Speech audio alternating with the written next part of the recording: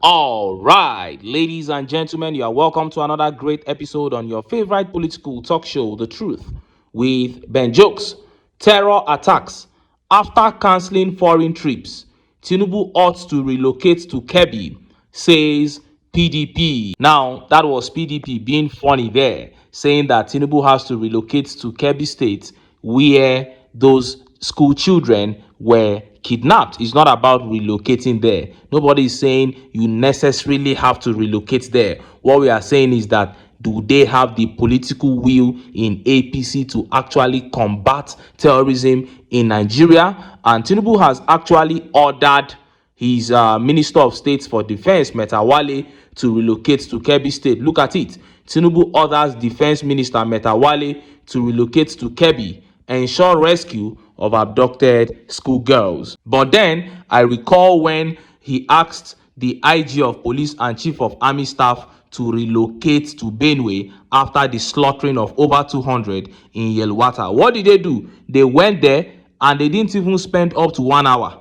They just went there, spoke with the governor. The chiefs were waiting to see them, to tell them in total what was happening. But the chiefs, the traditional rulers, were just outside there waiting, and the chief of army staff and IG of police drove out of Benue State.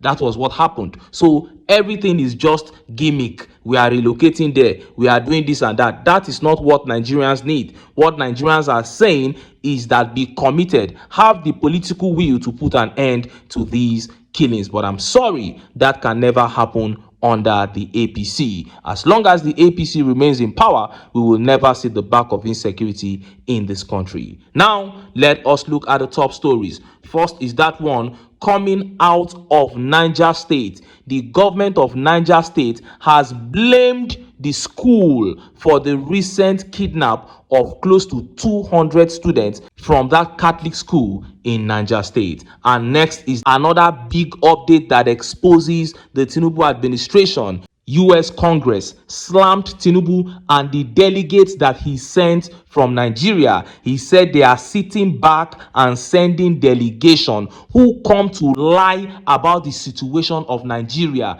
painting a very soft picture of the actual situation in the country. How can you go to the US and begin to lie to them that what is happening in Nigeria today is not as bad as we make it seem as citizens? What a shame. And the US Congress has condemned that move by Tinubu's delegates, further exposing their complicity in insecurity in Nigeria. Before I show you details of these top stories and how Nigerians reacted, let me quickly show you this video. List of individuals suspected or accused of funding terrorism in Nigeria, and they're Nigerians. What was the action of the federal government? The government didn't ask for the list to be made public. Somebody at some point, I think from the office of the Attorney General, I'm not sure now, so I shouldn't be quoted, said that, yes, the list, they've sent a list, but to protect the privacy and the rights of the people. I shook my head.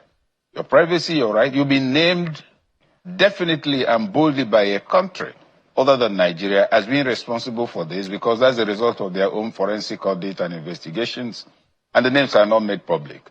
So to me, if today somebody says we don't know those who are sponsoring terrorism, I will respond that no names have been made public, but that honestly, those who should know those who are sponsoring terrorism in Nigeria and banditry. Those who know should also know that when you think about terrorism in Nigeria, you ask yourself, why is there the general impression all over the country that terrorists, particularly Boko Haram, bandits and all the rest of them, get away with whatever they do? As in, get away with it. Nobody gets arrested. If you hear that somebody is arrested, after some time he goes free. You hear of a bandit leader being turbaned somewhere in the north as a leader by an emir sitting. You hear of arrest, nothing happens after the arrest. You see people carrying high caliber military assault weapons. You see a 17, 18-year-old boy following a number of cows, and he's wielding an AK-47 freely in public. If you have anything beyond a double barrel, if you get a mouse bag, a pump action, you'll be arrested because it's not under license.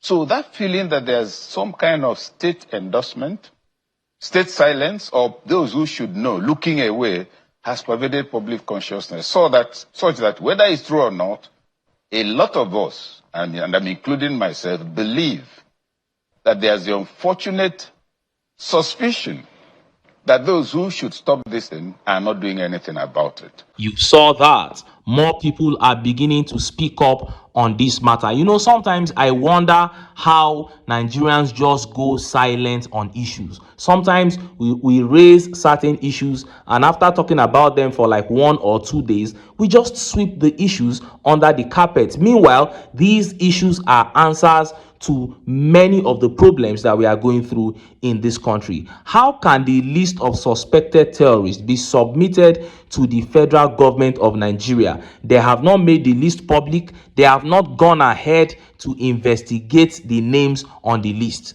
and everybody is just quiet about it. And this is what this professor was saying there. He said, listen, these things just show clearly that this government is complicit in this whole thing. It's sad to admit. That was what he said. It is very sad to admit that your own government does not have the political will to fight insecurity. But if you look at everything on ground, that is exactly what it points to. There is a list that contains the names of terrorists, of suspected terrorists. You have not investigated the people. Okay, if you are afraid to investigate them, then somehow allow the list to leak so that Nigerians can attack these people themselves. You have not done that. It shows that there are people of interest to you whose names are on the list, or your own name is on the list. And this goes to buttress all that we have been saying about the APC. They were the ones who brought these guys into Nigeria, to get Jonathan out of office if he didn't relinquish power after the 2015 elections.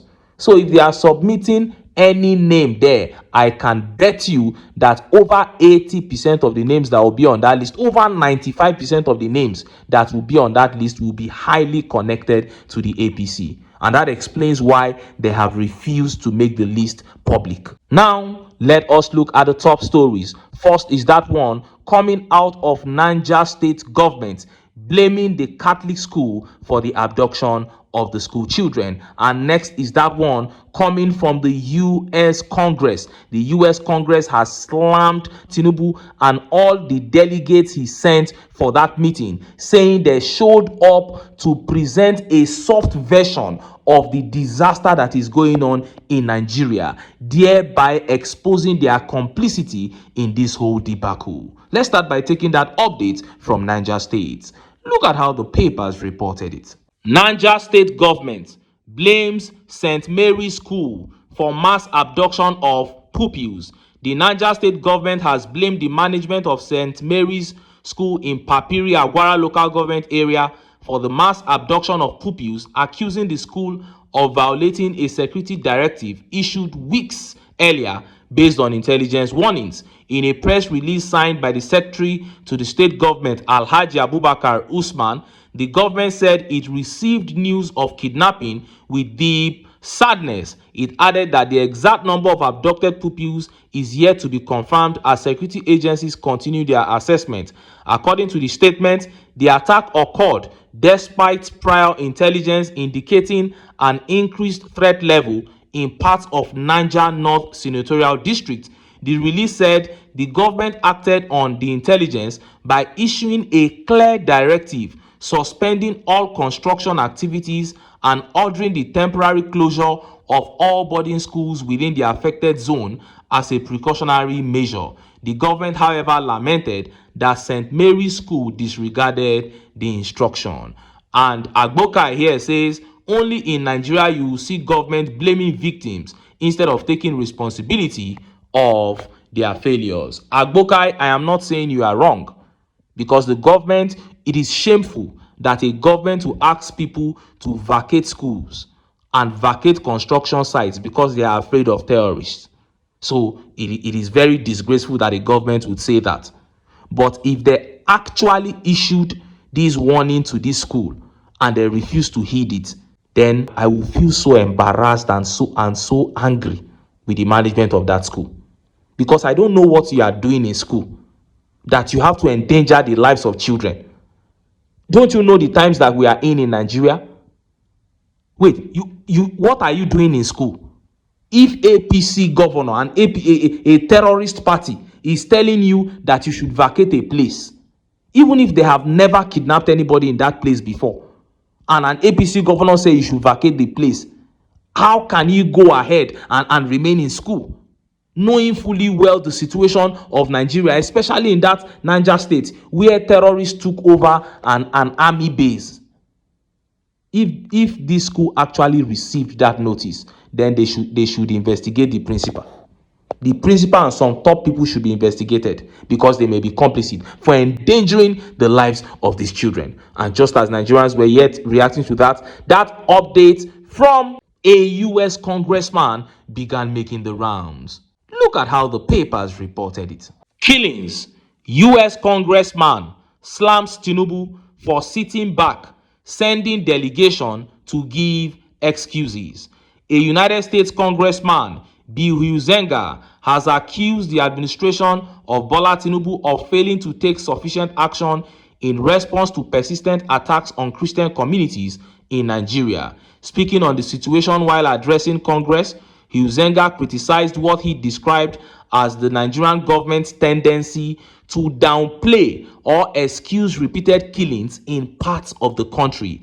In his remarks, the congressman questioned the pattern of violence, contrasting the recurring attacks on Christians in northern Nigeria with the absence of similar large-scale reprisals in Christian-dominated regions. Do we see Christians killing Muslims in Christian-dominated areas of Nigeria the way we are seeing radicalized Muslims killing Christians in Muslim areas of Nigeria? He said his concerns are informed not only by reports but by personal connections with Nigerians and Americans familiar with the country's security realities. The congressman further condemned the decision of Nigerian officials to visit the United States to, in his view, present a softened version of the crisis. He insisted that efforts to downplay the violence should be confronted. I don't understand why a delegation will come to the United States to downplay this and give excuses. It should be rejected and called out for what it is. Huizenga's comments add to growing international scrutiny of Nigeria's security situation and intensified pressure on the Tinubu administration to take firmer, more decisive steps to address the ongoing attacks. The delegation present at the meeting included Malam Nuhu Ribadu, National Security Advisor and leader of the delegation, Her Excellency Bianca Ojukwu, Minister of State for Foreign Affairs, Mr. Kayode Egbetokun, Inspector General of Police, Chief Lateef Olusukanmi Fagbemi, Senior Advocate of Nigeria and Attorney General of the Federation, General Olufemi Olatunbosun Oluyede, Chief of Defence Staff, Lieutenant General EAPU DNDE, Chief of Defence Intelligence, Ms. Idayat Hassan, Special Advisor to the Office of the National Security Advisor, Ambassador Ibrahim Babani, Director of Foreign Relations, Office of the National Security